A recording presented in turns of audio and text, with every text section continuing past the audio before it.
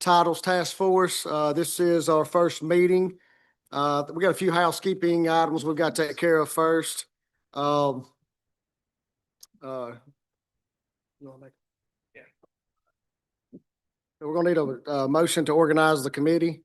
Mr. Chairman, I so move. Second. Right. All those in favor say aye. Aye. All right, the committee is officially organized. Next, we'll need a motion to elect a chairman. Chairman, I would move that, Senator Suber, I would move that you be elected as chairman. Second. All right, all those in favor say aye. Aye. Any opposed? Next, we'll need a motion to elect a vice chairman. Mr. Chairman, I would move that, Representative Joey Hood be elected as the vice chair. Second. All those in favor say aye. Aye. Any opposed? All right. Next, we need to adopt the rules of the Senate and the House to extend practical and the committee rules of the procedure, with the exception that the motion to reconsider be disposed of on the same day that it's entered. Mr. Chairman, I so move. All right. All those in favor say aye. Aye. Any opposed? All right. Now we're gonna get to the agenda. We do have, I think, 8 people who've asked to speak. Apparently everybody wants to go last, so we're just gonna go down the list. I'm gonna try to limit everybody to 5 to 10 minutes. If anyone has any questions, you might interrupt to discuss. And I don't know that we can accomplish everything that we're wanting to today, but I feel like this is an issue before us. I know us 4 sitting up here are all attorneys. We've all dealt with these issues on the practical sense. There's lots of good parts about this statute, but I think there are some that might need to be tweaked. And, I don't think we have just a set agenda. I think we're looking at do what's best for the state of Mississippi. So if anyone has any suggestions, we're absolutely open to discuss. And Mr. Chairman, if I may, I want to commend you and your Senate colleagues for commencing this discussion. Excuse me. I have done obviously several tax confirmations in the past, but literally I have stopped doing them just because of the, ladies and gentlemen, the liability involved and the process involved. And I think you know what I'm talking about. It's almost to the point where it's ridiculous. And if you can get an attorney to do it, it's a lot of money. But hopefully we can streamline the process and possibly reduce the number of people that are required to have notice, i.e. due process, and get some of these properties back on the tax roll. So commend you and your Senate colleagues again. Thank you. I would ask any other Senate committee members, y'all can come up to the table. I think Mr. Josh Etheridge here. Yeah, you can come sit up here. And then Lucas Brown, I know I saw you here. Y'all come on up to the table and make sure we got our quorum. All right. I was gonna ask our first speaker, Mr. Stephen Jones, the mayor of Columbus, Mississippi. Are you here? And again, I don't know if I said, but maybe gonna try to limit everything to 5 to 10 minutes. And unless somebody else has any questions or comments. All right, you want to come on up to the podium?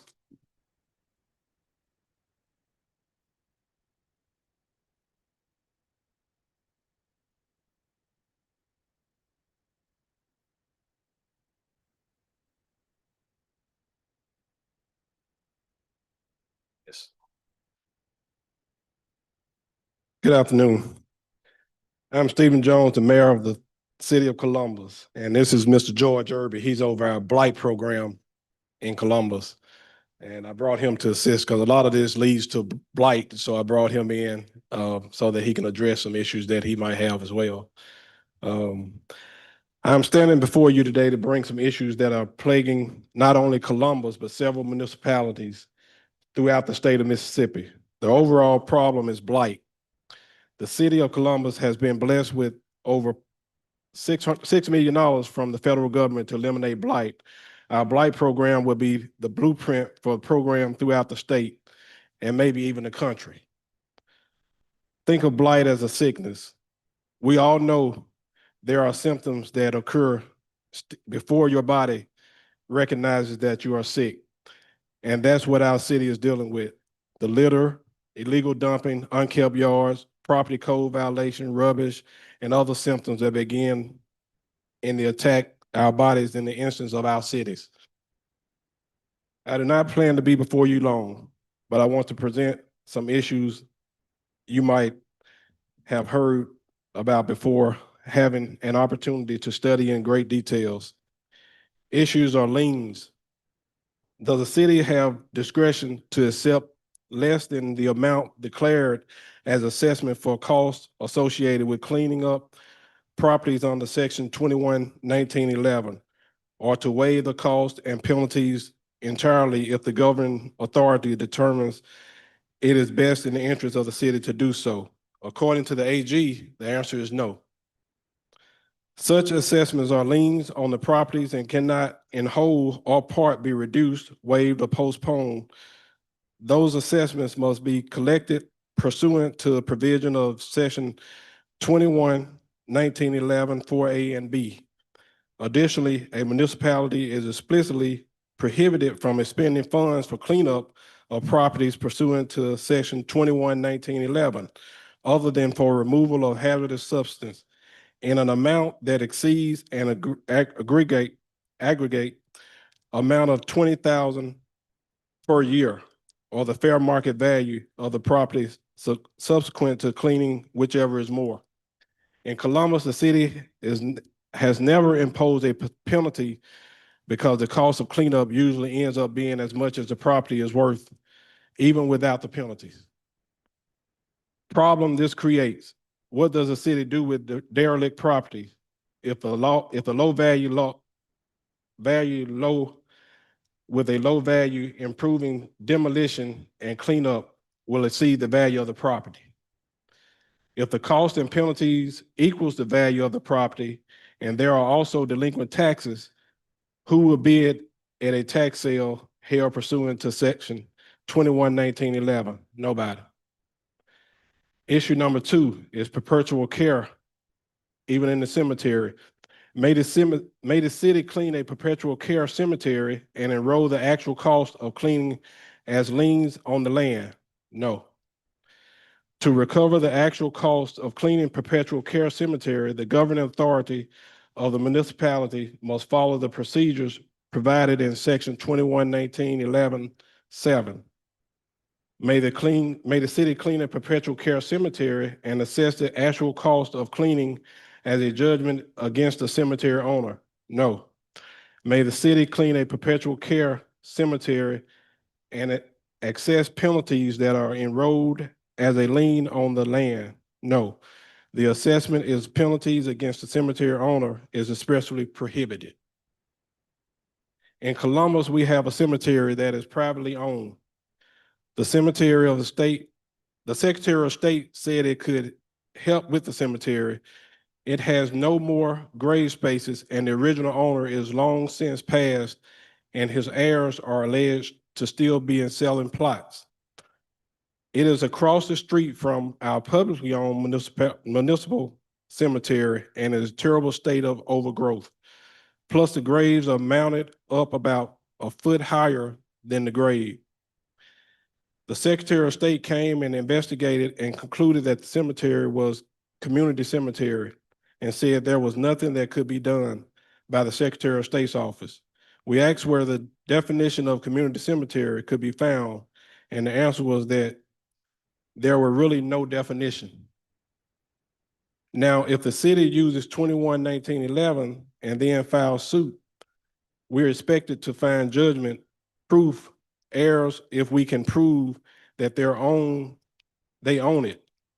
If we put a lien on the property, nobody will buy at a tax sale. It goes back to the state, and the state will not maintain it and won't pay if the city cleans it. So what solution is there?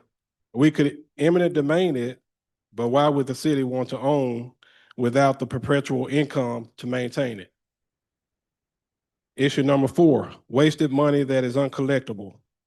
Section 21-1911 provides a subparagraph that if a such hearing, the governing authority shall adjudicate the property of parcel of land in its then conditioned to be a menace to the public health, safety, and welfare of the community. The governing authority, if the owner does not do so himself, shall proceed to clean the land by the use of municipal employee or by contact, by cutting grass and weeds, filling cisterns, securing abandoned dilapidated buildings, removing rubbish, abandoning or dilapidated fences, outside toilets, abandoned or dilapidated buildings, slabs, personal property, which removal of personal property shall not be subject to the provision of section 213921.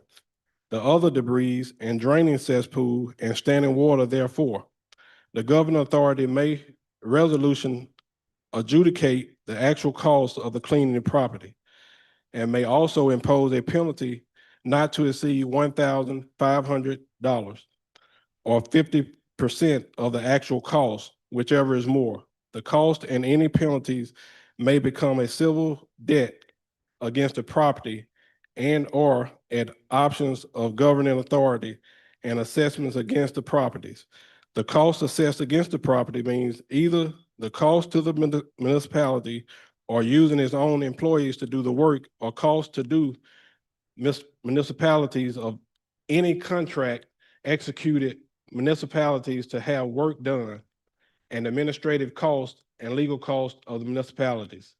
In Columbus, we have repeat offenders who know the process and who will wait until the city is on the verge of cleaning their properties to clean them up and do minimum cleanup necessary to avoid the costs assessed against the property. It would be great if we had a mechanism to recover administrative costs and legal costs if the expense is incurred, but the owner complies at the last minute. In Columbus, we prepare a notice, summon, complaint, resolution of uncleanliness, resolution adjudicating cleanup costs, and file a list pending notice on each case. Filing fees for list pending notice are at least $27 for each parcel. In most months, that run into at least 500. Before our general counsel came in-house, not even getting into what the postage is for sending the notice to the property, addresses and addresses where the tax bill is sent, the cost of preparing to sign post on the property and issue number 5, 16 section land. We have a large 16 section problem in Columbus also. A large portion of downtown is located on 16 section leasehold property, which all renewable forever leases at original lease rates. I am sure you are asking why they renewable forever like this. The answer is because the Mississippi legislature, before the 1890s, Mississippi Constitution was passed a law that allows the lease to be renewable forever in the hopes that Columbus would develop. They're primarily due to the location near what is now the Tennessee Tombigbee. Fast forward to 1990, when Dick Moffat was the Secretary of State, he suggested that the renewable forever lease were violated of the 1890 Constitution because they were so low as to constitute an unconditional domination, which was prohibited by 1890 Constitution. The citizens of Columbus who had relied upon the renewable forever provision in their 16 section lease filed a class action lawsuit against the Secretary of State and argued that the United Constitution ex post facto provision protected the renewable forever lease and that such leases could not be violated by the 1890 Constitution, which was passed until the renewable forever leases. So the city uses section 211911 to remediate the properties, and the owners does not permit cost of cleanup, and city sends the properties to the tax assessors for tax sale. Unless the sale is redeemed by the owner, then the lease is voided, and therefore any subsequent owner will have to pay a lease based upon the value of the land, and it must be appraised every so many years. The frequency depending upon whether commercial or residential. So unredeemable tax sales are bad for Columbus. Banks will be reluctant to give a mortgage on land that is subject to increased lease payments outside the control. And just like you said, I actually contacted an attorney because I'm actually a real estate agent also. And in Columbus, they hate touching these properties that have went back to the state because they said most of the time the title is cloudy and they don't want to touch them. They just have a hard time cleaning them unless they go through every step or having to go back to steps. And as a real estate agent, I've been on a deal where somebody wanted to buy one of these properties and then they have to wait 6 to 9 months to go back through the whole process of foreclosure again. So it is a big issue in Columbus. Yeah, and George. Does anyone have any questions? Representative Zuber. Thank you, Mr. Chairman. Mayor, obviously, first and foremost, thank you for taking the time for coming up here and providing us that input and testimony. We know how busy you are. Concerning the private cemetery, I think that's something that we can clarify and we can include private cemetery within the definition of blighted property, even though it is private, and we'll be happy to look at that. But it sounds like you're in a unique position. Most of the cities and counties that I deal with are looking to be reimbursed for the cleanup and the expenses they incur. So I want to make sure I'm on the same page with you. Your city is looking to waive the expense in terms of what it takes to clean it up and get it in a suitable condition. Well, in some cases, I'll let George speak on it. We actually. And I bring that up to your attention just because you're using public money to improve private property. So we may have an issue there.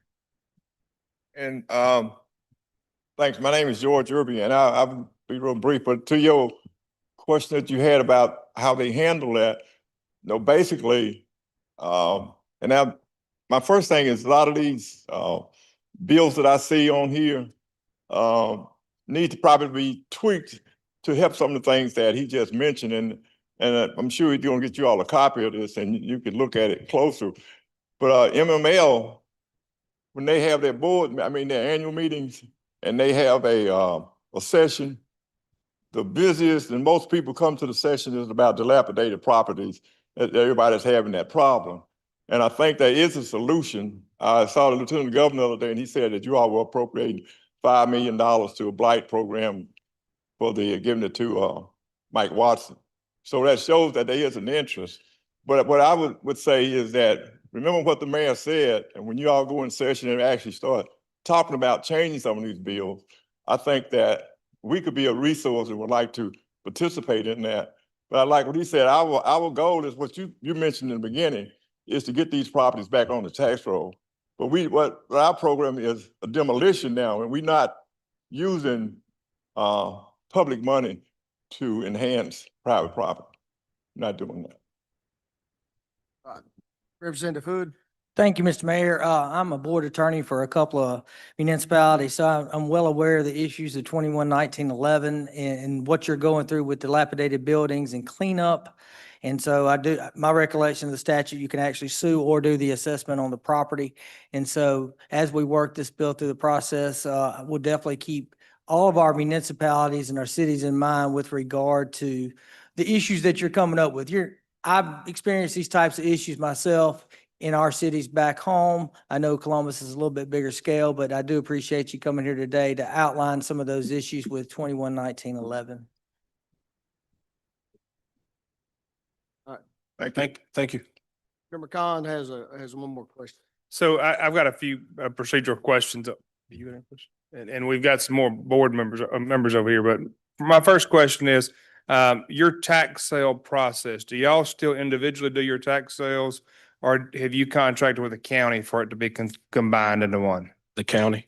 The county does your sales themselves. Do you know how many tax forfeited properties are within your municipality right now, either that have forfeited over to the state? Can you tell us how many? No, I'm not sure. I'm sure Secretary of State's office can get us that information at some point. Additionally, you've talked about multiple areas, and I want to clarify that today we're not really getting off on the cemetery. Cemeteries are a huge animal, and they have been problems across the state, whether it be Hinds County, whether it be Jackson County. I think they had some on the coast and in northern Mississippi. That's just a very difficult situation. The Secretary of State's office is charged with a lot of that, and I think Mr. Cheney will tell you at some point he may be a resource to talk to you about, or even get us to the right person over there. And I hear you say that there's been some problems and you've talked to them about it, but you can't get a true answer there. So I want to clarify that that's probably not what we're going to be looking at today. But as far as your dilapidated properties, do you have, is there some towns have set up a regenerative program or someone within their municipality administration to look at some of these properties that are starting to get dilapidated and to begin the process of hitting them with hearings for cleanups, for serving these people. Have you really started doing that? Yeah, You have, Mr. George? Either one of y'all, Mayor? yeah, we're actually changing the way that we do it now. We normally put a sign out, they know that process, but now we're actually starting to take them through or getting ready to start taking them through our court system and imposing a fine that way. So you haven't done one through the court yet, have you? No, I think we got one coming up.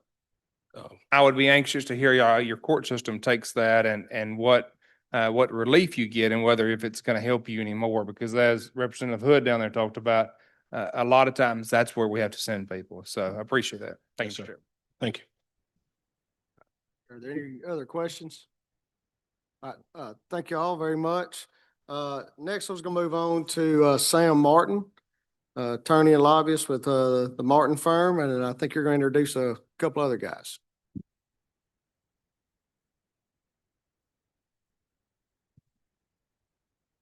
Good afternoon, and thanks for the opportunity to testify.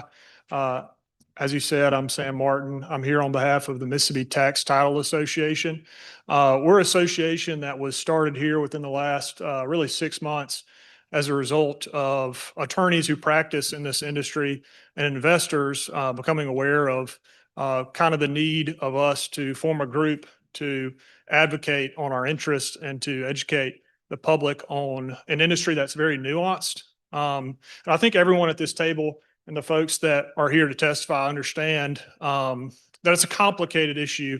Is something that literally affects every parcel in the state, because every parcel could have back taxes that go to a tax sale. And so I commend the legislature for creating the study committee because it's something that, if you tweak one statute, you have to be careful of the practical effect.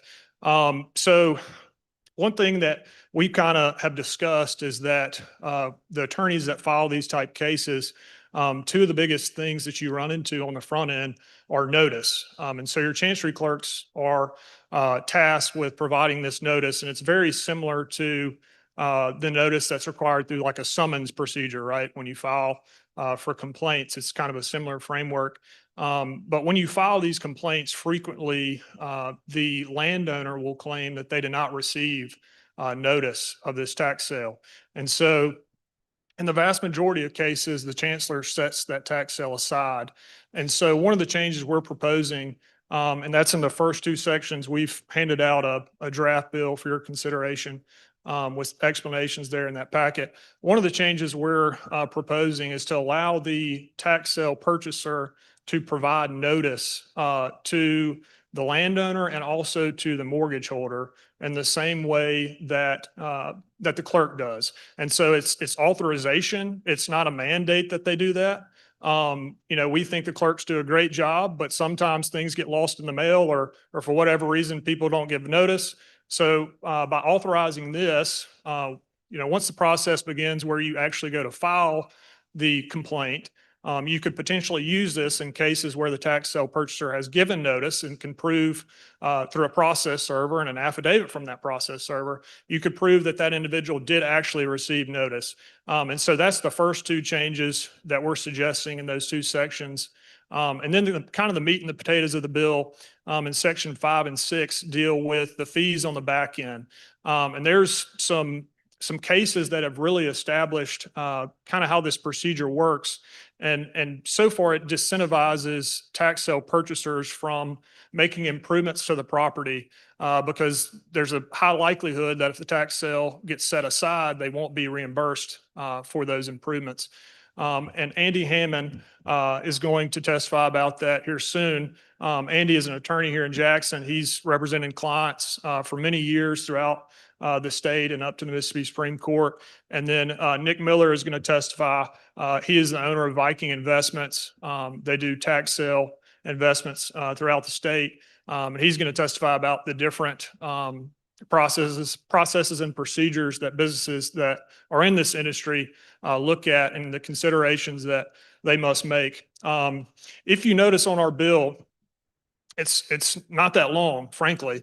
And the reason why is we feel like with notice on the front end, that will help clean up a lot of these issues. Because personally, when I have redemptions in my own investment group or for clients, I normally will send out a certified letter to these owners stating, they owe these back taxes. And the vast majority of the cases, those landowners end up paying it. And so at that point, the client or the tax sale purchaser is made whole in those cases. You don't, have to go through the complaint process. But if that doesn't happen, at least you could prove that they did receive notice in the cases that the process server is effective with that. So at this time, I am going to yield to Andy because he has some good comments on the later parts of that bill. But the one last thing I would close with is, you have a lot of experts here that are prepared to testify. We're interested to hear their perspectives because they have unique perspectives. And again, y'all should be commended because you've brought in people that understand this process at a very molecular level, a very nuanced level. And I look forward to working with them and working with y'all, trying to figure out solutions to these problems that exist in the real estate industry. Thank you. All right, hold on. I think we got one question. Senator Sam, Khan? Just for clarification, on your bill, you mentioned a notice to be issued at the beginning for the tax sale itself and to be served personally on these individuals. So I have to ask you this, and then we'll get to this on our attorneys, because I know that but when I see the tax sale list go in the newspaper, it's pretty substantial. And have you mentioned this or even run this by your constables or process servers yet? Because asking them to put out 150 summonses at that point at $40 a pop or $50 a pop, it's going to be rather onerous. I have some concerns about that. So I just wanted to clear up before we get into this next thing. You're talking about as of the date they determine that you're late, sending out the notice, issuing a summons or basically a notice to them to be served personally. No. It would be after.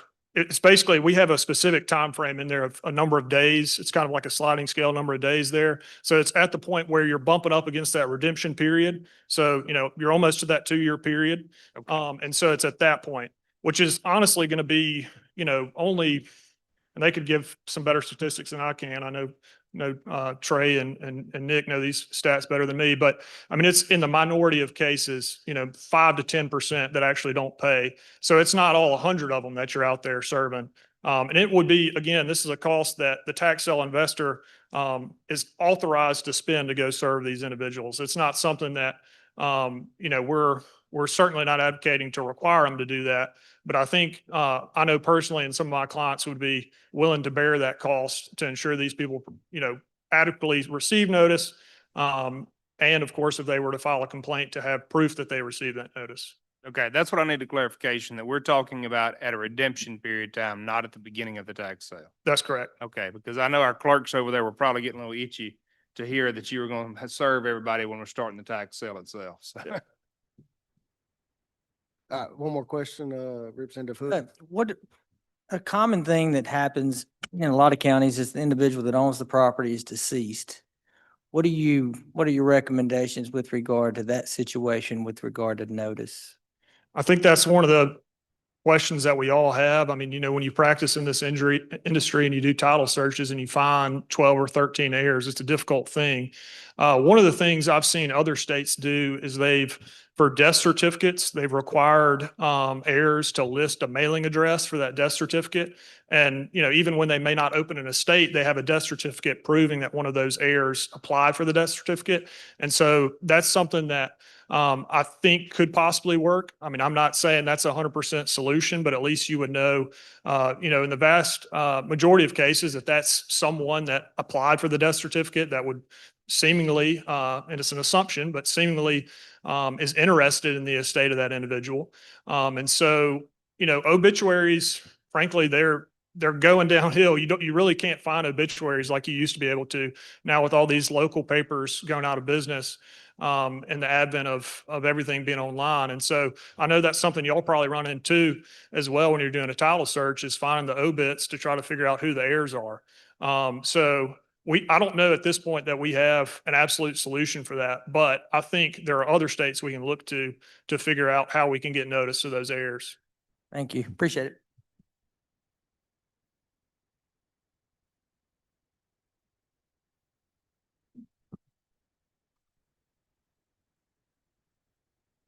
All right, you, Andrew?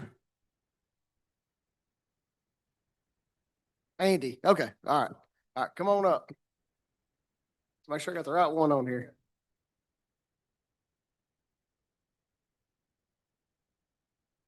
All right.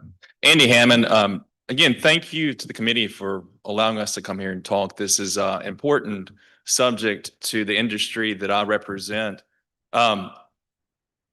Sam is passing out a case that I feel is important for understanding sort of the dynamics of what tax sale purchasers enter into when they have a maturity that comes into their possession. The reason we're here really today is to discuss ways that we think that the statutes or several statutes can be amended to help fight blight.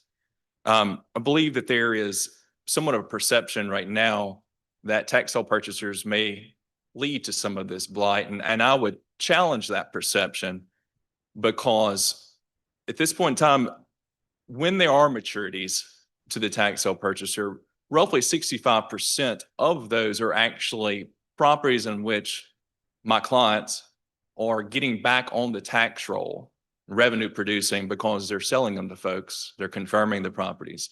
There's approximately about 35% of those properties, though, that become problematic for them. And part of the problem with that and why they become problematic is there's such a risk attached to those properties for the tax sale purchaser, which is sort of broken out in this Thoden versus Halliford case. When a property matures after the 2-year tax sale period to the purchaser, at that point in time, they do what they can to convey that property to someone. But if it's one in this 35%, one of the risks that they have, that the Mississippi Supreme Court has announced that they have to incur at this point, is any investment they put in this property is subject to risk of losing. The court in Thoden versus Halliford announced very specifically, if there is not a damage that is outlined specifically in statute, that they're not entitled to it. There is this thought of unjust enrichment that is out there, but that unjust enrichment is vague, and it's only been announced by the Supreme Court to attach to subsequent redemptions, which is obvious because there are taxes that continue the year after, the year after, the year after, such that the tax sale purchaser is required, that the prior owner would have been required to pay, such the tax sale purchaser should not be subject to losing that amount at least. What else is the unjust enrichment attached to? We don't know. So any type of work on behalf of the tax sale purchaser on rehabbing the property becomes subject to loss. So the risk then at that point in those 35% of the cases or those properties becomes very difficult for the tax sale purchaser. It's understandable why they can't go out and rehab these properties, because they would lose the money. We have some suggestions on how that 35%, how the statutes could be amended to help affect and help solve some of that 35%. Again, Sam was correct. I do this all across the state, and I've done it for a while with tax sale confirmations. And very rarely are courts consistent across the state of Mississippi when it comes to how they rule in certain situations. But one thing is very consistent. If I file a tax sale confirmation and a prior owner comes in and tries to contest it or does contest it, I'm going to lose. No matter how much I know about the situation or how much I know about this law, I stand very little chance of winning. And that's played out over and over and over again. And after Thoden, those attorney's fees that my client is willing to risk to try to, move this piece of property onto the next phase, get it back on the tax roll, become revenue producing, they're not going to get it back. And so the one thing that the one really only argument that these prior owners have and all they need to have is that they didn't get notice. And so in the bill that we've several of the statutes in the bill that we presented, there are several sections, and one of those, 2743.3, really, if I had to summarize it, just deals with notice. It's where the clerks have to, within a certain number of days, 180 days, and I believe 60 days prior to the maturity date, have to notice the prior owners in 3 separate ways. They have to do it through certified mail. They have to do it through personal service if they're a resident of Mississippi, and they have to do it through publication. And while there's only a small percentage across the state of properties that end up going to maturity, there's still a lot of properties. And, leading up to that maturity date, there are properties that may not mature, but the clerk's got to start noticing those folks. That's a huge burden on the clerk because there is nothing that requires currently in the statute for the prior owners to identify where they live. You would think that you would want to get a tax notice so that you would pay your taxes and you would not lose this to one of my clients. But the way that the court is system, the Supreme Court of Mississippi, and the way the statutes are outlined right now, there's no incentive because they can simply step in at any time and contest and get the property back simply by saying they did not get notice, although they did nothing to help get themselves notice. So what we suggest in one of these amendments is that we require the property owner to update their address with a chancery clerk within a certain number of days after they move from wherever their location is. And if they fail to do such, then they lose the right to then argue the lack of notice. We believe that's a reasonable and sensible requirement such that the chancery clerk is on this difficult task of locating where people are.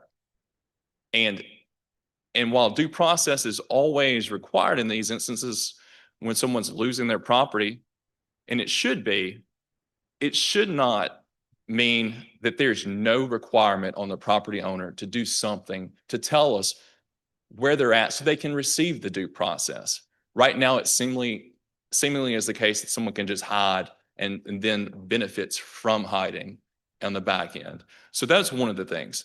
The second thing is we would amend it to add that the tax sale purchaser themselves can take on an additional cost and do the noticing of what the 3 different notices that are required by the clerk. In addition, such that the clerks still do this because they do receive money and a fee for doing these things. We're saying in addition to this, if a tax sale purchaser wants to take on that burden, that if they do such, then the notice that they provide would qualify just as if the clerk had done it. The second statute, and this goes to Thoden as well. So we have notice on one end, which is part of the problem with confirming. If there's a lack of notice, that becomes a defense. The second part is the discouragement or disincentivizing of a tax sale purchaser of doing rehabbing of the property because they can't recoup any of that. So 2745.27 deals with damages. As Thoden points out, there's only a small portion of damages, those that are basically the taxes and interest, that if you're granted, if I file the tax sale confirmation, I lose. And we in turn get an order for damages. Only the taxes and the interest will attach as a lien to the property and become executable. What we would suggest is that there should be a number of other damages that should be allowed to be added in that instance, which would encourage rehabbing property. It would remove some of the risk that may help cause and remove blight. Because in this instance, again, the tax sale purchaser is disincentivized from doing anything because all of their investment is at risk. So we have outlined several different things, and I won't necessarily go through all of those, but any cost of rehabbing permanent improvements should be recouped if the tax sale is set aside. Reasonable attorney's fees. So some of those things would take some of the risk out of the instances in which a tax sale purchaser gets a maturity and can begin immediately rehabbing it, as opposed to even going through the confirmation process. Lastly, and this deals with properties that are certified or struck to the state, those in which there is at the tax sale, those properties that which no one bids on will be then struck to the state. It's essentially as if there's the list of properties that go to the tax sale purchaser. There's another list of all the properties that go to the state. It's essentially as if it's been sold to the state of Mississippi. When those properties then mature to the state and they come out of those and they're sold to individuals and there's a forfeited land patent, statute 29-1-21 deals with who can challenge those patents, those land patents. And currently, as it states, it looks like the intent behind the statute is to essentially take and remove standing from any original owner. The term original owner is used in that. But original owner isn't necessarily defined as someone that is attempting to adversely possess the property, who was never entitled to record any notice from the clerk to start with. Is it a local board that wants to set it aside? So to increase that marketability so that when the state sells this property to individuals, and so that those individuals can then get their patent and move straight to rehabbing their property, we make some suggestions on adding some individuals that would, so that the term original owner, so it's better defined so that it removes standing for those other folks as well. And we believe that increased marketability would help also fight blight. Currently would also kind of go hand in glove with the statute that was recently passed that deals with the tax incentive for rehabbing certain properties where the properties have been certified to the state and then sold. That's what I've got. If there's any questions, I'll be glad to answer. Does anyone have any questions? All right, thank you very much. Thank you. I think next we have, what's your name here? Oh, there it is. Nick Miller. All right, come on down.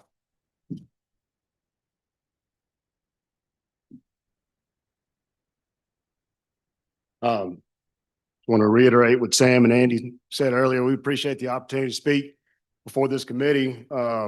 This is an issue that is very important to me, not only as an investor, but also as a resident of the city of Jackson. I mean, blight's clearly a problem, and I would love to be part of the solution. I don't think that it's fair for anybody to live in a neighborhood where, dilapidated properties are bringing down their property values. It's not safe for their kids to play in the yard and to have a pride of ownership. So this is something that I hope that we can truly address and find a solution to. To give a little background on Viking Investments, speaking as an investor, we've been around since around 96. Of course, it's grown. More properties have gone into tax sale over the years. On average, in an August or an April sale, we spend about $5.5 million. We invest about $5.5 million across about 60 counties. That's buying approximately 7,000 to 8,000 properties or liens. The average maturity rate of those is around 6%. And it's important to note that as an investor, we're not buying liens as a real estate purchase play. We're investing in property tax liens, hoping to get redemption The maturities are basically a byproduct of those liens we purchase. We never know what we're going to come up with at the end of that 2-year redemption period. It's a goal for us, for my company in particular, to try to get as many of those properties first back to the owner if it was for some reason in which they were just unaware, or it was a situation that they did not get notice and did not know that their taxes were paid. Our first priority is to get it back to them. So we send out notices on what we have that has matured to us. And we have a pretty good response rate for those people who truly do want to try to reacquire their property. After that, we do offer the property to the general public. And our hope is to get somebody into that property that will occupy it, will rehab it, will clean it up, and will take care of it. We have about a 65% success rate in doing so. So we feel like that's taking a big step in towards the blight reduction. These are properties that are getting restored, put back on the tax roll, taken out of the tax sale. You look at some numbers on Hines District 1 alone, there's roughly 12,500 or about 13,000 parcels that go into the tax sale each year. Around $17 million in uncollected tax revenue. There's approximately 80 to 100 investors that participate in the tax sale, and they purchase about 80% of those liens. Another 20% is typically struck to the state. In addition to the lien face value, they're also paying on average an 8% overbid. So that's an additional $2 million that's going directly to the county. So tax lien investing is an important role in the physical health and wealth of the counties. I mean, that's revenue that not collected until we participate in the sale.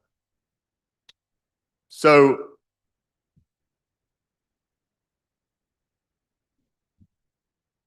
we feel like, well, speaking personally, again, blight's a big issue. We recognize that there's a perception that investors may be a part of that problem. We think that we're part of the solution, and we'd like to continue to be a part of the solution in that conversation. So we do appreciate your consideration and your time in this matter. Do we have any questions? Senator McCollum? All right, so being the practitioner that's out there doing these purchases, there's a couple things that have come up over the last few years. One of them is the movement to online sales. Mhm. I know the clerks like that because it takes a lot of their burden away. What is your opinion as the purchaser? I mean, you say you do a lot of this per year. Well, first of all, at first we were against the online sales. I think Trey would tell you that. We thought, obviously it does create competition, and it's what's driven the overbids up.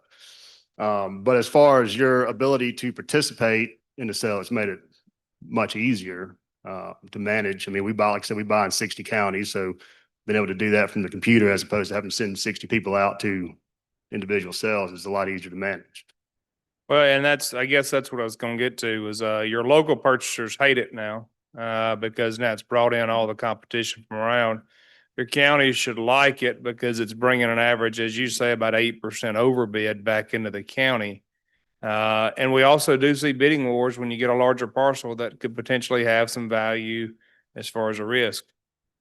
There was a movement about 2 years ago, gentlemen, I believe, regarding the request for a tax deed and how long should be allowed for that. And I remember having someone come to my office and have a full conversation with me about you should not put a time limit on that. Because all too often, I don't know your policy, I don't know your practice, but a lot of purchasers will go and purchase it. It actually finally vests, and instead of going and requesting the deed and paying the premium, they will then wait until they have a buyer for the property before they finally request the deed. And that puts everybody in kind of a really bad situation as far as the bookkeeping side for our clerks out there. Now, would you like to speak to that and what your position would be on that? Well, our position is we do typically request a tax deed once we have a buyer. and we Hey, that's send it good. to You're them. different from most of them. I will say this, though, as far as the time limit, I mean, I don't think that Hines County has tax deeds available at them. I mean, it could be 60, it could be 90 days before we can even Right. require, or even if we request one to receive one. Certain other counties are the same.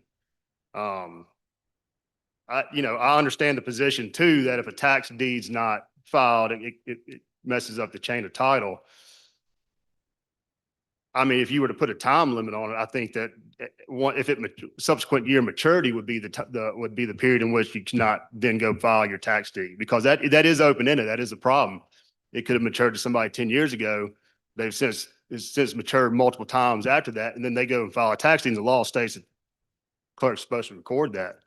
I think that would be where you would put a time limit. If it has a subsequent year maturity, then that lien investor would not be then allowed to request a tax deed.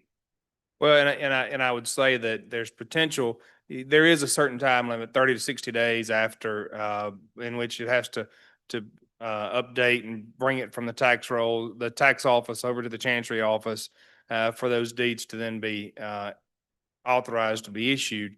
So I don't think I don't even think a 90-day window is enough. I mean, but I do think there's got to be a reasonable number in there somewhere, maybe at 6 months, that says that, you request your deed, you get it within 6 months, because they're gonna have to turn around and if you're gonna go true notice provisions, you now have a purchaser who's got a new deed, who probably needs to have that notice because it's supposed to vest again.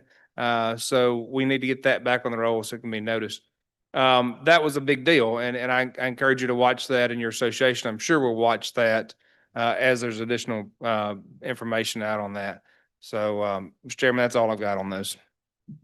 All right. Anyone else have any questions? All right, thank you very much.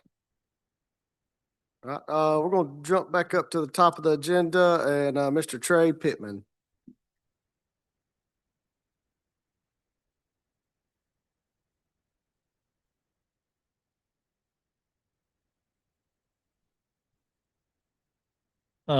Thank you. I'm Trey Pittman. I'm representing Govies. We are a tech company that specializes in delinquent tax processes throughout the country. That includes everything such as tax liens, deeds, adjudications. If you can dream about it, the state has invented a process and implemented it. We work extensively in about 15 states.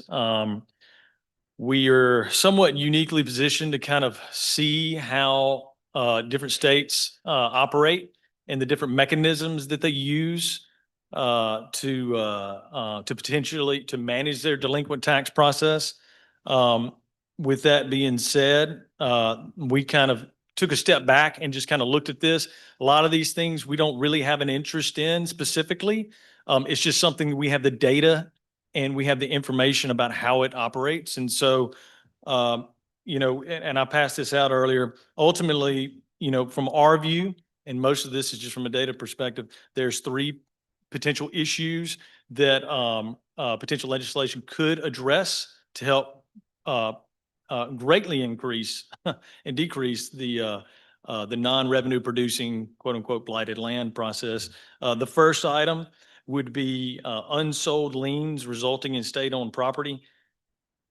Mechanically, the way the tax lien process works now is, all of the delinquent properties just piled up at one spot, one time during the year sold. Anything that doesn't sell in that very specific time frame, and mostly usually within about a week. If it doesn't sell within that, then it is required on the county to strike that property to the state. Once it is struck to the state, it is then, as long as it has that attached to it and those specific taxes have not redeemed, then it cannot be reoffered for sale.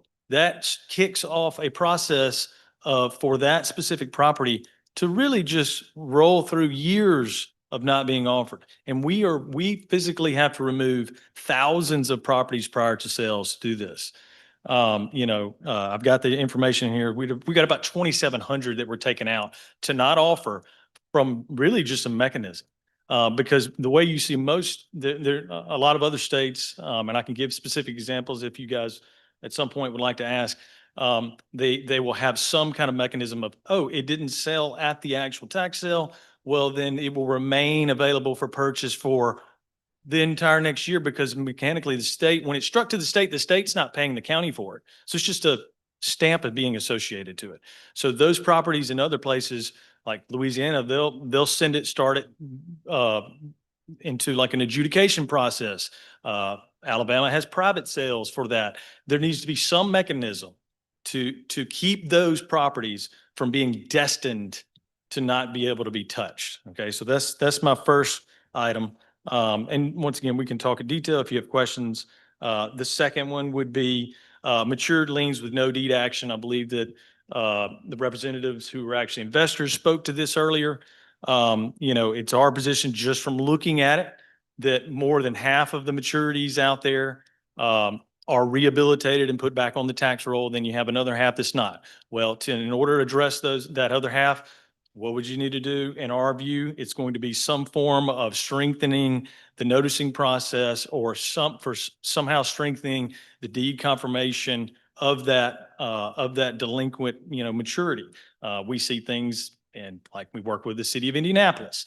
What they do is they do put the noticing requirements on the purchaser. So there are options out there. There's other states that have wrapped solutions around all of this. And then you could have the mechanism, and I believe that you spoke to this a while ago, and we see this after X amount of time, once the maturity date is passed, and then say you have 1 year or 6 months past the original maturity date, which gives you approximately about 3 years, potentially you could route that back through the first thing I was talking about, which was some adjudication process, some private sale process, or some judicial sale process. Okay, that's another option. And that all of those things will give you some mechanism to try to keep this revenue producing as long as possible. And so the third piece would be, okay, what do we do about the properties that are already in the state's inventory, which is quite a bit? And what do we do about all the properties that I see in my data, they're heading there. The 2,700 I spoke to earlier, they're on their way to the state's inventory because there's nothing we can do about them right now. The third option would be to potentially offer some form of like an optional land bank that counties could form, could then take that inventory, clear liens, do whatever they can do. They could have statutory authority to manage that delinquent property as they would see fit. Now, I would say most of the time we see that, and it's more optional because not every county may want to do that. Sometimes they operate in groups of county to manage their land banks, but we see that with some success throughout the country. And then lastly, I think just as a consideration, any of the decisions and stuff around this area needs to take into consider the Supreme Court case Tyler v. Hennepin. I can answer questions about that because that is something that is happening in every single state we operating in right now. And so with that being said, once again, our standpoint is we operate in every conceivable function that you could imagine, and we wrap our process around that. We don't really make more money in one situation or not. I live here. We based our company here in Mississippi. And I believe that there's actionable things you can do. And I believe in my opinion, I've outlined that. I would speak to something that the mayor said earlier. He mentioned that, hey, when you have these cleanup fees, it hurts the tax sale. Yes, from a data perspective, if there are cleanup assessment fees that are piled into that lien, there's almost no chance that the sales at the inventory. So it destines that property for blight. So what do you do about it? I don't have that solution, but I can tell you from a data perspective, that property is not going to, it's not going to sell. It's going to go that route. And like I said, speaking to what the representatives of the investors and the attorneys, they, as far as noticing, we see lots of different mechanisms. Like I said, judicial sales where potentially, the county can, help confirm a more specific valid title, things like that. So I don't know if any of this helps. I hope it does. And I hope if you have questions, feel free to throw them at me. I think Representative Hood has a question. What have other states done with cities and counties that have blight? with their assessments that they place on the property that go to tax sales. You sort of said you didn't know really what to do with it. What have you seen other states that have done to try to address that situation?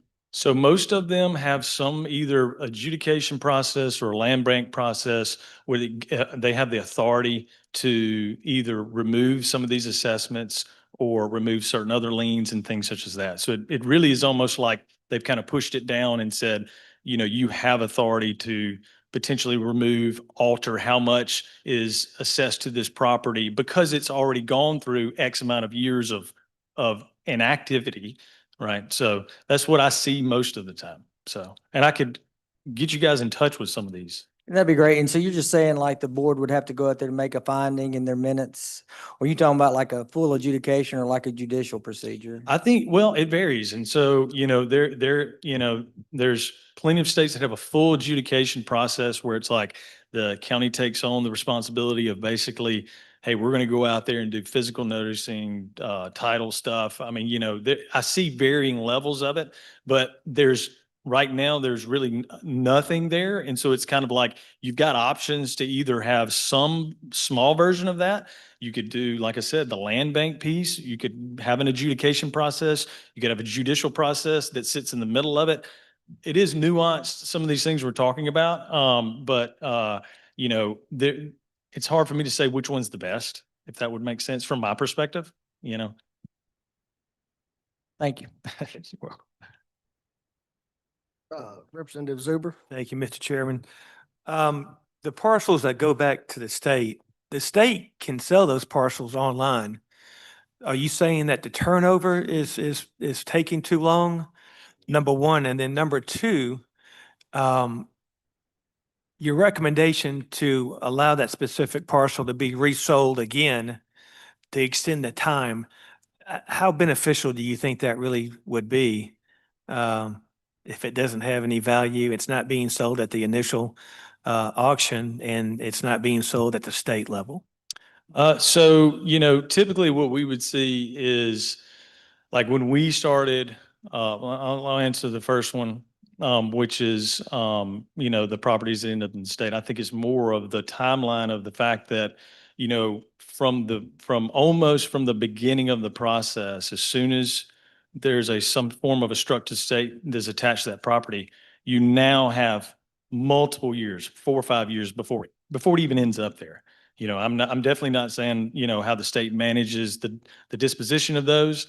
I think that that's one piece of this, but I think ultimately it's like you're trying to solve the inflow of bad properties and the outflow, right? But if we could keep as many from getting to the state's inventory, I know that when we started our platform, we auction off, I don't know, it's $130 million worth of liens throughout the whole state. So we pretty much work with every county. And I know that the unsold properties, we cut down by 80% the first year we were in business. So that flow has greatly decreased. And the goal, and I'm just speaking from my perspective, would be reduce the amount coming into the system as much as you can, and then have solutions to reintroduce those properties. So, and that was the first question. And the second question, you may have to remind me, just because I kind of went off on a tangent there. Just so I can make sure. The extending the sale period. Yes. Yeah, I mean. Yeah. So it would, you know, I would, because we do this in other places. So mechanically, if you think about it, here's what, in the auction, you know, you've got, you know, a very small amount of time, right? So each parcel has to be consecutively offered due to statute, a lot of these specific things. And then you have this bidder pool. We have 40,000-ish participants every year throughout everything from small, you know, just a local person who's really interested in their neighbor's land to larger investors like Mr. Miller. And what happens is you almost have a once pass through, and then sometimes it's like, well, you know, I was going to spend $500, and then at the end of the auction, well, I actually had $100 left, or I would have taken more risk on these other parcels. So everywhere in the country that we basically even as simple as a reoffering sale, any place we have that, we always sell a pretty large percentage of those. But here we really can't. You see what I'm saying? So statutorily, we can't. So, somebody could come in at any time, like in the state of Alabama. After the sale, you could come in anytime throughout that next year and purchase that lien over the counter. And there's really no valid reason why you couldn't do that, because once again, the state's office hasn't paid the county for it. So they don't effectively, they didn't buy the lien. It's just a name we attached to it. So if you could, and all of this really resulted from a Secretary of State's, AG's opinion that just said, hey, once it's been struck, you can't offer it for sale again. Well, like I said, you could even combine those. Let's say it left it out there for sale and it's around next year. Well, happens in pretty much every other state. You could roll those previous taxes in to the next year's taxes and offer that for sale. The whole goal, ultimately, what we see is, as long as you can keep it revenue producing, that is your greatest chance to prevent blight. Out of all of this, at least in my perspective, looking across all the states we operate in, just how do we keep it on the tax roll as long and as possible? That's the key, because once it goes off, it's like you have doomed that property. And that's just the reality of it. So my solutions are really just looking at it from that angle. That makes sense.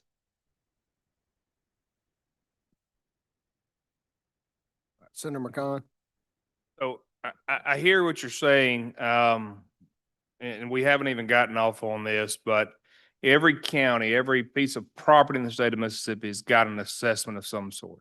And even if the two descriptions don't work next door, there's potential, and there's often that parcel becomes another parcel that was assessed previously. Like I just pulled up one that had been struck to the state. That's a sliver, probably 20 feet wide, maybe 65, 70 feet long, that someone just walked away from. Senator Suber and I have talked about a parcel left in the city of Oxford that was just a ditch that ended up being struck to the state. You've got to have, and the state requires you to do this, it's got to all fit, which is what the mappers, now the mappers don't always get it right. And if you don't believe it, go to the town of Chunky and we'll have that litigation in the 1st of November on the whole street that's wrong. What is your solution? Because half of these that you're saying are struck to the state, you think you can fix, but you can't fix those. You can't fix the drainage ditch that's ended up in there. So what do we do about all that? And so that's a great point. My solution is looking at it from the highest level possible to take on and say, okay, where, the 80-20 rule of like, what is the least amount of efforts we can do to get the greatest amount of results? I don't really have a position. I can't create a system that would, or offer a suggestion for every single nuanced, possibility.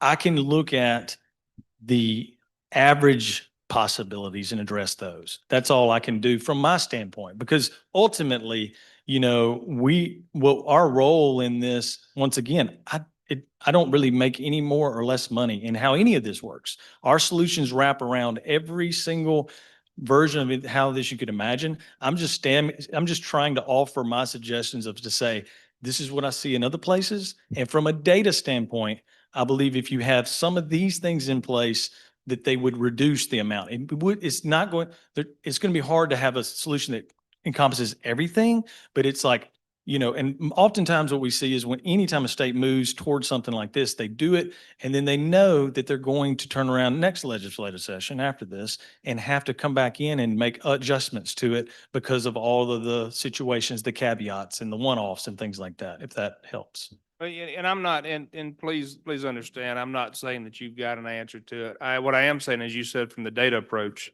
that you probably could pull that data and tell me how many that you expect are going to end up being those slivers that are never going to go anywhere. Yep. And then we as a legislature and as this body and this committee would have to figure out what to do and what the recommendation there would be. I think I just spurred something on one of the representatives there. That don't happen often, so let's let him talk. I can't wait. Representative Zuber. Thank you, Mr. Chairman. Maybe what we could do, Senator McCon, is give some discretion in terms of the price to the adjacent landowners in that situation. All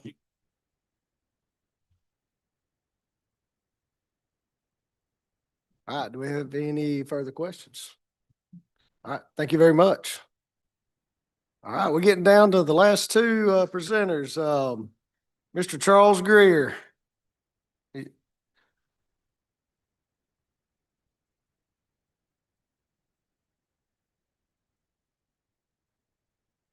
afternoon, everybody. Committee, I appreciate you bringing all of us in here to share the different insights that we have. From the Land Title Association of Mississippi standpoint, we want to make sure that we're just involved in the conversation. We want to make sure that, we're doing what we can to, as an advisory role, share what we know about what concerns may be and whatever statutory framework that you try to adopt in the future. So that being said, I think, a lot of this hearing, it says it's talking about unmerchantable title and uninsurable title. And Senator Super said it best, confirming tax titles is hard. And of course, the reason for that is we've got 100 years worth of law out there that says equity abhors a forfeiture, and courts should execute on every possibility to avoid it. And so all the attorney that's attempting to set aside that tax sale or or intending to defend their title is going to pull out that case and all the line of cases that followed it and say, Judge, you need to set this aside. And he's going to rely on the slightest thing to do that. And because of that, title insurance companies, we're a type of policy that's an indemnity policy. It's not like other lines of insurance. Your automobile or your hazard insurance, they've got recurring premiums, they've got risk pooling. They're able to recoup losses in different ways. We charge a non-recurring one-time premium that is very modest. And so what we have to do, and again, I'm speaking on behalf of myself and the Land Title Association of Mississippi, no other entity or individual, okay?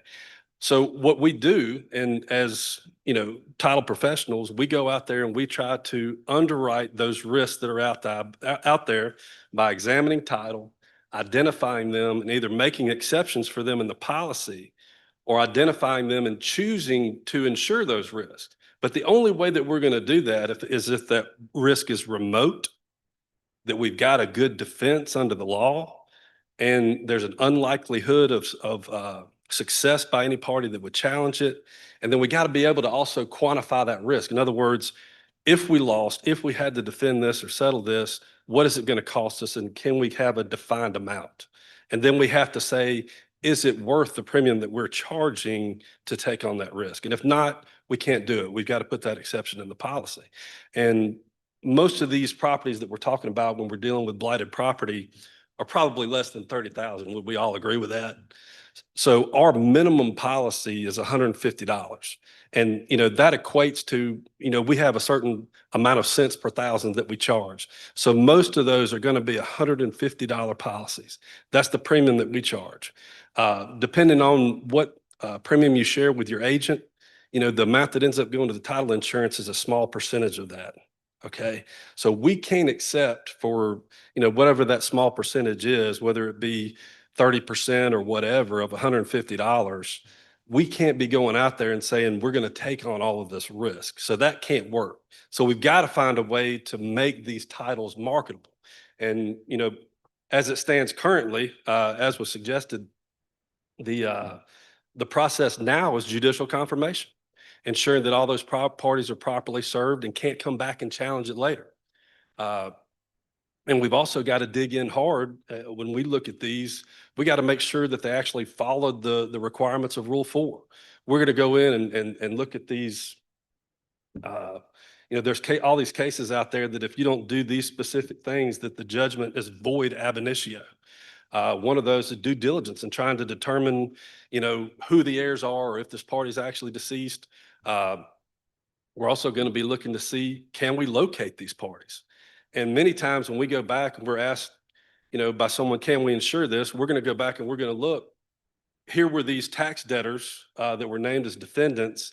They said they couldn't find them. They did their due diligence and they published, right? Well, of course, the question is a judge going to set that aside when he says, execute even on the slightest of circumstances to avoid the forfeiture?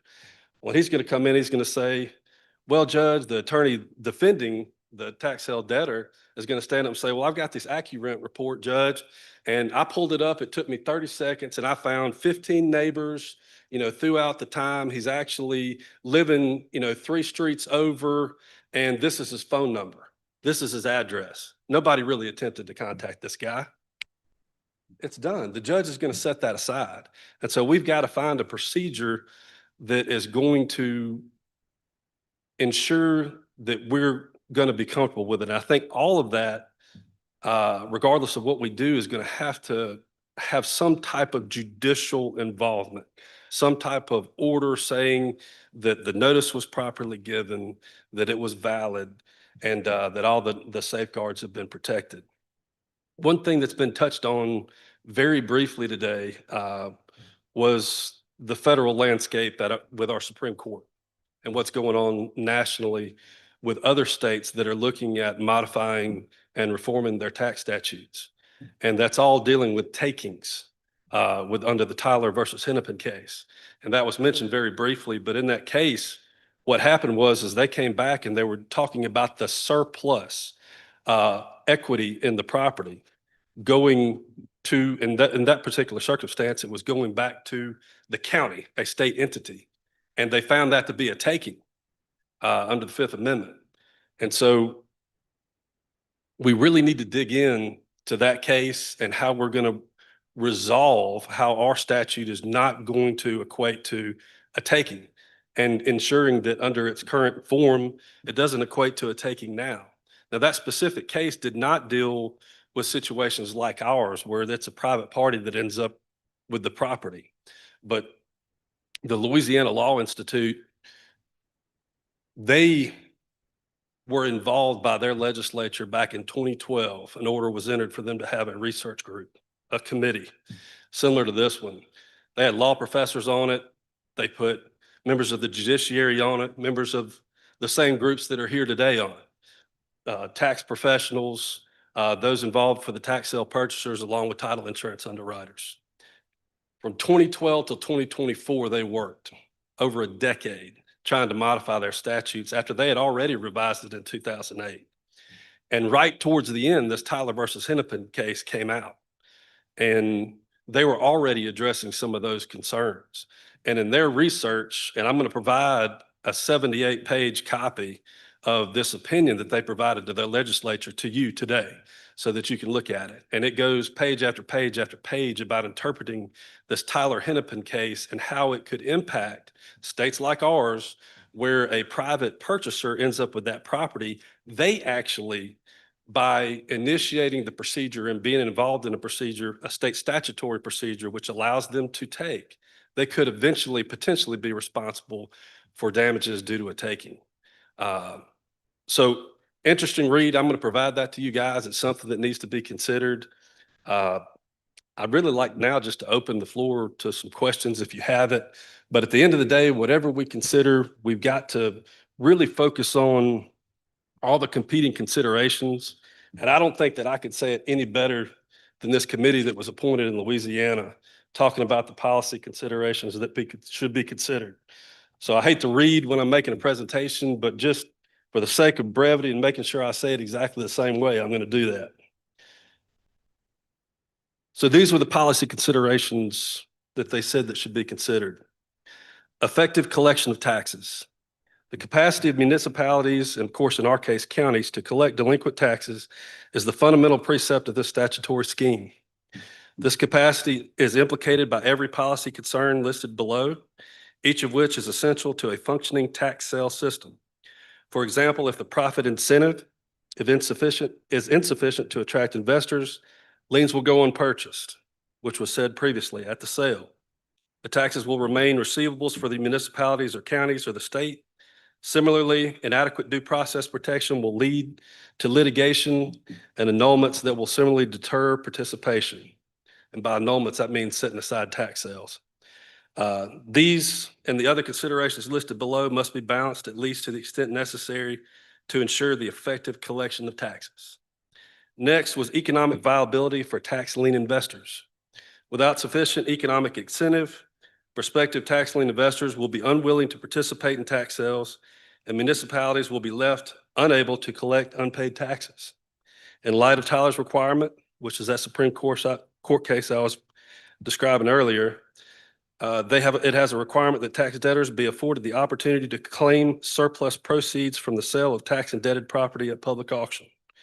The impact of any further reduction or restriction on tax sale purchasers' actual or expected return is magnified.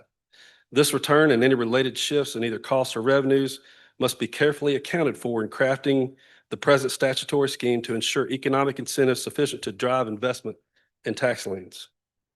Due process. The above and below interest must nevertheless be balanced against the guarantee of due process of law. While due process is generally calculated to protect the rights of an individual facing loss of property, in this case, the delinquent taxpayer, the failure to satisfy due process harms not only this individual, but the municipalities, counties, tax lien investors, and prospective homeowners as well. Robust due process safeguards help reduce litigation, setting aside tax sales, potential liability, delays in payment, and clouds on title that make it difficult and costly to obtain title insurance and thus keep properties out of commerce.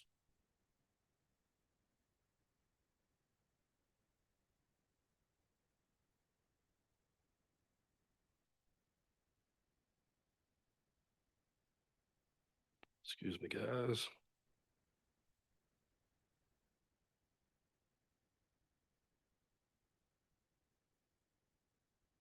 Pages got out of order, guys. Bear with me. Mr. Greer, will you be able to get us a copy, did you say, of that? Yes, I've got it here with me, and I'm going to leave it with you so that you'll have it. And so next we had general fairness, and there's only 7 of these, by the way, so it's about to wrap up. So general fairness, beyond the minimum requirements of due process, the system should also seek fairness for all parties involved.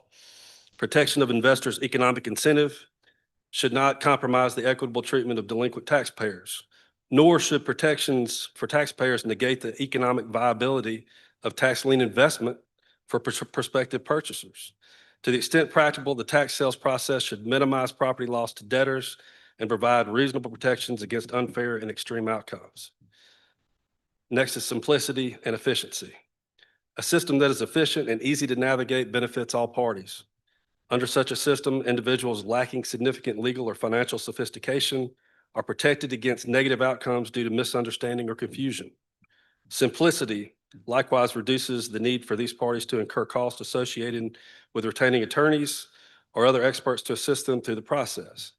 For the same reason, simplicity reduces the need for litigation. In this way, sophisticated parties like institutional investors also benefit via reduction in overhead costs and the volume and complexity of work necessary to recoup an investment. A straightforward system lowers the barrier to entry and allows for greater participation and more competition. Familiarity. General familiarity among stakeholders with the applicable procedures further confers the benefit of predictability. The use of familiar procedures reduces mistakes, disputes, and the need for external support in navigating the process. It likewise lends the benefit of established jurisprudential and supporting statutory rules, thereby protecting against undesirable outcomes in unexpected or unaccounted for circumstances. Ease of administration. The ease or difficulty with which the statutory scheme can be administered serves as a potential bottleneck, even for an otherwise optimized system. Thus, the statutory roles and duties of the public officials must be considered. This includes the tax collector, those parties involved in the sale process, the courts, and obviously the clerks. Where procedures are overly cumbersome, costly, or confusing, they will not be implemented effectively. This harms all parties via costly litigation, failure of due process, and the like, and accordingly, any statutory revision must account for the capacities of each public body upon which responsibilities are placed and should seek to ease those burdens to the extent practical. So that being said, I think this committee has a lot of work to do.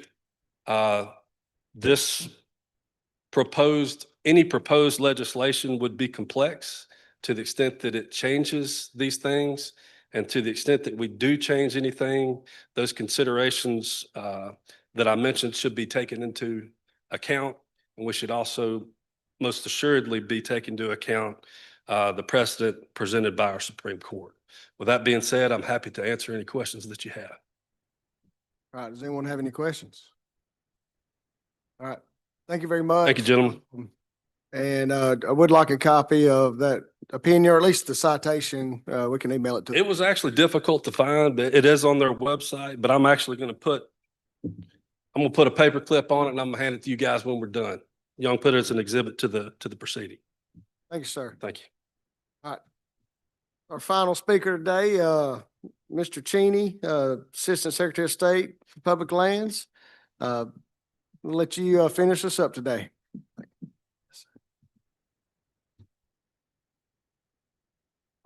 All these tall people.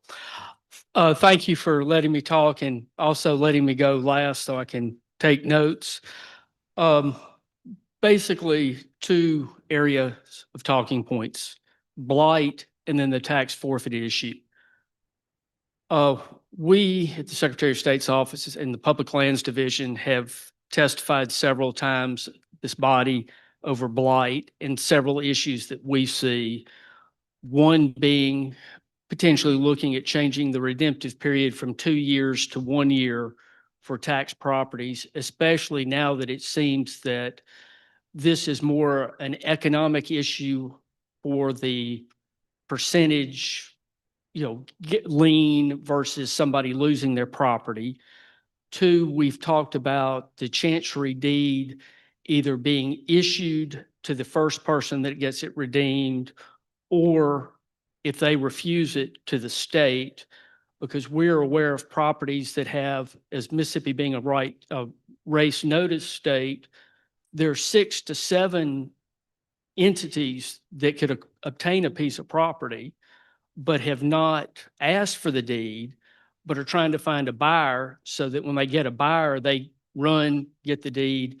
So those are properties, and there was a recent article in the media about that, one of these that just kind of lives in limbo for 7, 8, 9, 10 years.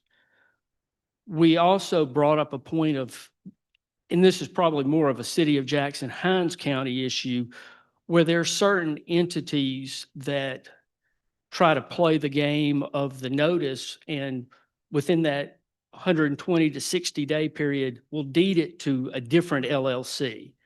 And then the clerk has to try to find them, and then they'll deed it to somebody else, intentionally creating a problem so that the property can't be sold. Generally, we also mentioned you could give the Secretary of State appropriation to reimburse municipalities and counties for a percentage of their cleanup cost, which this current legislative session did, or set up where we are allowed to keep for the sweeping legislation, our sales proceeds so that we could reimburse municipalities or county entities a percentage of the cleanup cost. One issue that got mentioned is that cleanup cost, we only reimburse to up to 50% of the value, because that's what statute and the rules allow. And obviously, if you have a larger cleanup, that might not be the whole amount, or it might not be enough, but it's better than nothing. So those are, and also the tree issue on tax forfeited property, dead trees that could become a danger. Those are issues with the blight. And then as to tax forfeited, listening to the testimony, the issues of overage and notice, I concur 100%. The Hennepin case and some of these, obviously where they're trying to not have notice, creates a problem, and there is a burden on the clerks to find out if somebody's moved or some of that. So these are real issues. Now, Secretary of State's office, our tax forfeited rolls, we currently have about 6,000 parcels. And as this committee has noted, those aren't all viable pieces of property. We have retention ponds. We have We're working on one down in Ocean Springs that looks like 4 lots didn't go to their neighbor. So there's this 80 by 30 stretch for 3 or 4 people that we're working on trying to, obviously what we do is sell it to those landowners, but that's not really marketable. Just this week, we transferred back to Rankin County a road to their prison because we own the road to the prison. You know, those are not marketable pieces of property, but we, as y'all noted, they have a parcel number, have a value, we end up getting them. So that is a lot of what we do. To help put it in scope as to what the tax properties are for us, the mayor of Columbus was talking about his tax forfeited properties. Just to give you an idea, in 2022, which is the quickest data we could find, the county put up 31,000 pieces of property for tax sales. Secretary of State, we have 35 properties in Lowndes County. So we've got, you know, less than 1% ultimately get to us, and assuming they're not a retention pond, not a road, not a common area of a subdivision, yes, we sell. And we sell about, I've got my Tyrone Hickman, my bureau director here, they work very hard, and we sell about 2,000 properties a year. The high was 13,000 that we had. Looking at Hinds County, the 2024 sale put up 15,208 pieces of property. Now, 1,381 quote sold to the state. Now, we'll obviously wait for that 2-year redemptive period. The certificate that we're going to get, we expect to have about 500 pieces of property on it.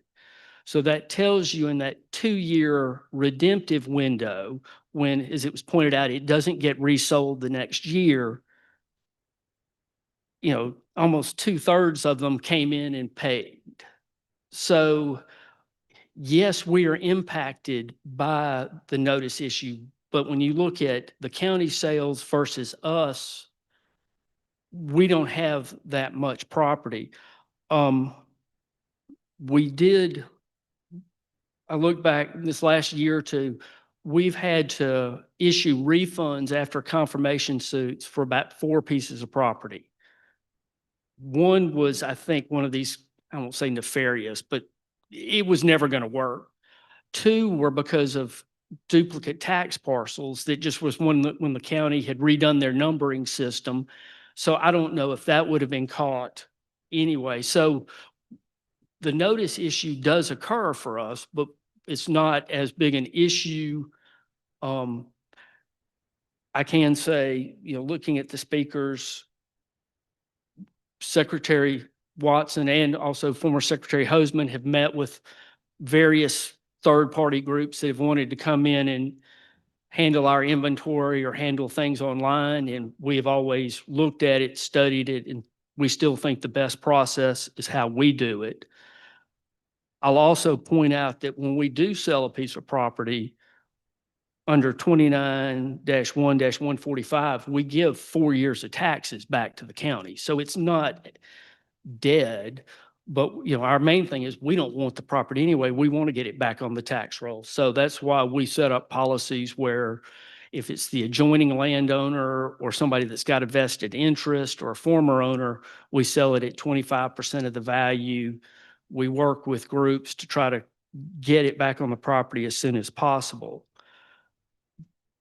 But really, you know, the notice issue is a problem. I know it doesn't come to us that much because let's face it, if we get it, it means it's gone through a tax sale. Nobody's won it, nobody's redeemed it. And I dare say most of them end up, there's a sliver. They're not marketable to begin with. But that's really all I had. We're more a resource for y'all. Do you have any kind of limitations on the price that you can set, or is it just pretty much you make an offer and you'll entertain that offer? We have there are statutes as to how low we can go, and we've tried to be as creative as possible. Obviously, we hit the same things. You can't have a donation. And so we have to be very careful that it doesn't become a donation. We looked at property that, has been on our roll. If it's been on our roll for over 25 years, there's usually an issue. So we strike those back. Let me ask you about that.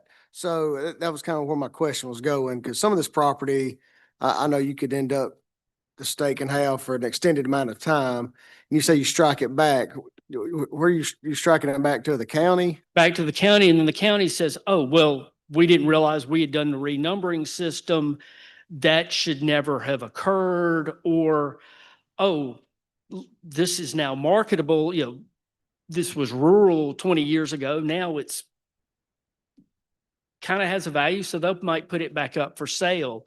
But it doesn't need to just sit in our inventory. And like I said, we struggle with, everybody wants us to start cleaning and maintaining the septic tank systems, the retention ponds. That's what we end up a lot of. Or Tyrone's done a great job. We had the playgrounds of the subdivisions because the homeowner association didn't get formed. Well, we can't sell that to a person. We had a fairly affluent street in Jackson come to us that I could have retired if I bought that street, but no, we made sure we got it back. So half of it is trying to sell it and make it back in the economy. Half of it is, why do we have this? Can we either give it back to the county to not give it a number, or can we give it to a city to make a walking track or something? So getting it out of our inventory is goal one. Getting it out of our inventory legally is really, I should say, goal one. And that was kind of, I think, a lot of where this came from. A few years ago, we were having a lot of issues with limbs and trees falling on houses, falling, just the property unkept and the state-owned property. Well, and that was also, there was a change where the Attorney General opinion that the Tort Claims Board used to allow us to be proactive in cutting trees, and that got changed. And also the sweeping bill took away our ability to reimburse cities and municipalities that would go to not just cut grass, but a lot of times they'd go trim a tree or cut a tree or handle Maintain that. the property. Yeah. Representative Hood. When the land is struck to the state, does the state of Mississippi receive any type of interest in that property? When it is struck to the state, Like a fee simple interest or anything like that? well, for the 2 years until redemption, we have a right to the property subject to the right of redemption, which is a real fancy legal term to mean we don't know anything about it, because the clerk we don't know it was struck to us until we get the certificate in 2 years. So you might see this on occasion where somebody says, well, I checked with the county, it's the state's property. You call us and we say, we don't have it. That's because it hasn't redeemed to us yet. Now, when that 2-year redemptive period is over and the clerk certifies it to us, we have absolute fee simple, we got it. Now, we don't issue a warranty deed because the state, we can't certify title, so we issue it by patent, which is basically a quitclaim deed. But so yes, we do have an ownership when it is finally certified to us, but not during that 2-year redemptive period. Thank you, sir.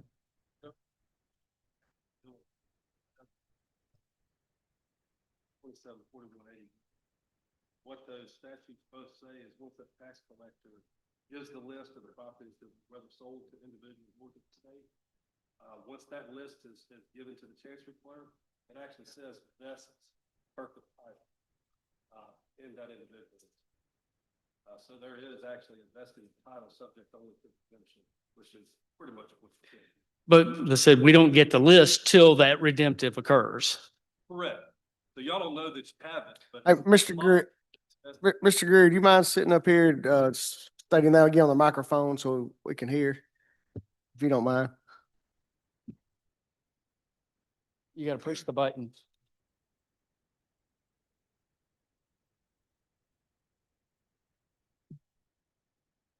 Thank you, sir. So the two statutes that deal with that specifically are 274179 and 274181.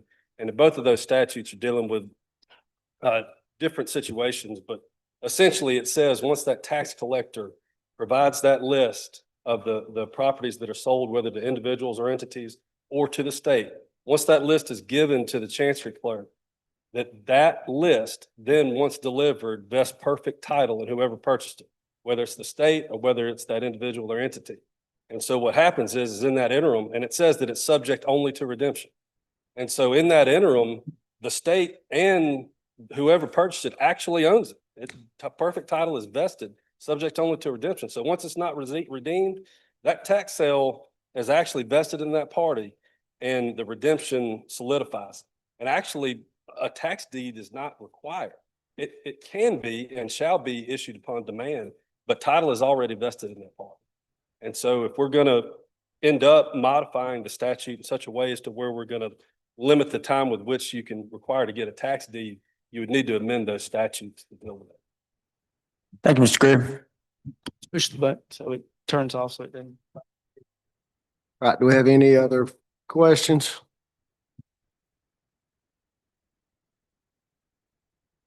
All right, well, I sure appreciate you taking your time out of your day to speak with us. Yes, sir. We're not sure if we're gonna have another meeting this year. This study committee is, I guess, only good through the end of the year, but if we can find a day, we very well might. I mean, the goal is us to try to improve this system. You know, I don't know if there's a perfect answer, but I wanna look at, see what other states are doing also. And hopefully we can come up with something. If you know, if we can't come up with anything through the legislative session, then we might ask to extend this study committee another year.